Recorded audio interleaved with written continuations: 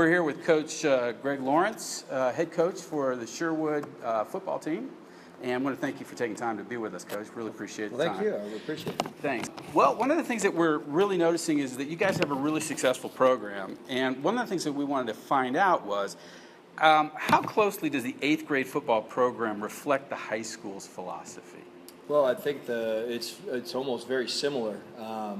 Our coaches work very closely with the youth coaches. We put on clinics, teach the coaches our plays, our philosophies for offense and defense, and we just expect that they're going to do what we're doing because it's going to make our job easier when they get here to the high school. And so we work very closely with them as coaches, with their coaches. We have our youth camp where our kids get to work with the younger kids because at one time they were the young kids and they were doing the same thing in the camp. So our youth camp is another thing that brings our programs really close together. That's good.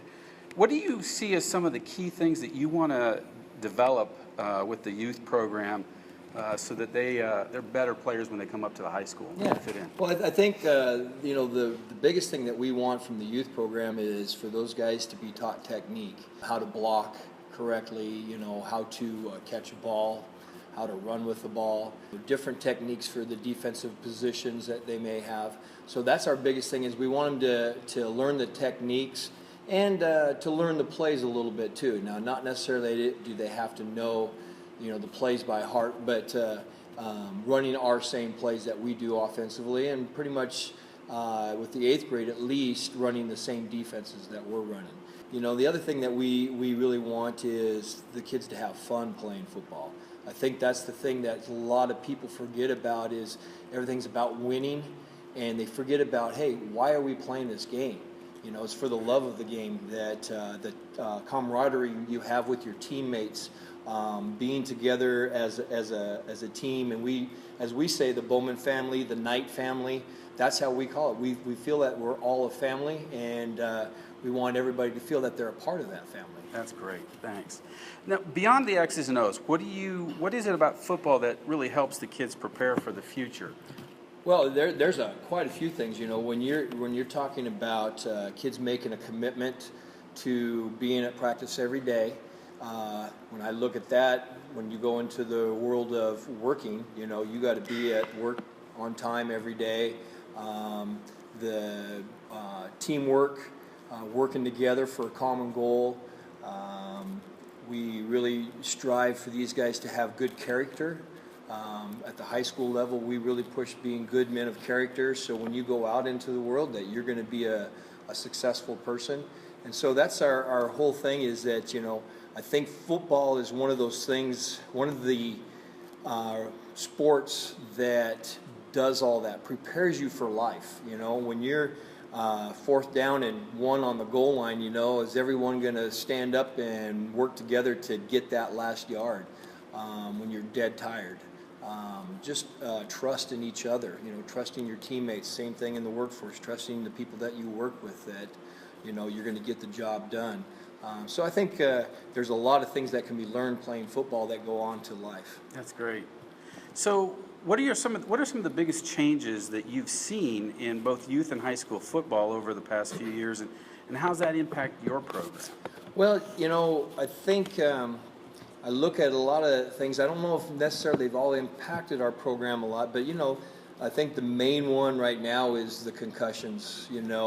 Everyone, that's the big talk now of in football is parents are afraid now that their kids are going to get concussed and bad things are going to happen, and it's trying to get over that where we educate them about what we do as football coaches, what we do as a football program to make sure that we have their kids' best interest at heart. Mm-hmm. And it's not all about just smash mouth and go out and kid comes off wobbling and you say, you got to get back in there, Johnny, which is the way it used to be, Mm-hmm. So now people are really conscious of that. So we've done things where we have gone out and kind of we're the first high school team to do the impact testing to make sure that when our kids do get hit and get concussed, that there's a test out there that they can do, that they have a baseline when they first took it, when everything was all right, and now after they've been concussed, when are they ready to go back into Right, the playing right. field?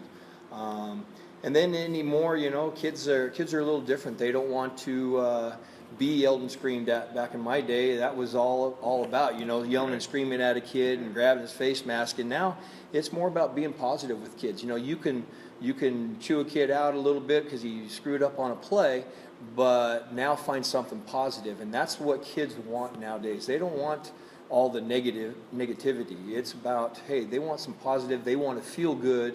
They want to know that their coach loves them, and I think that's the approach that we take. And so we feel that as the kids are coming up, they know that they're coming into good hands here at the high school. Yeah.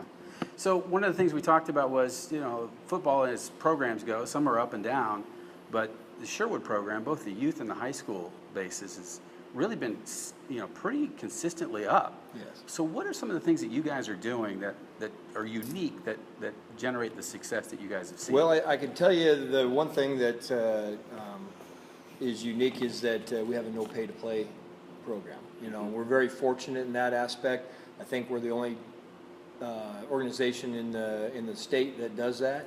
So we don't turn kids away.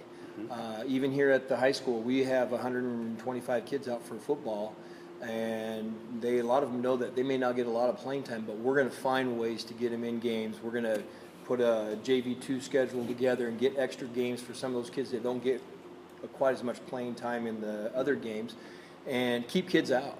And that's what our biggest goal is, to keep as many kids out for football as possible through the youth all the way up to the high school.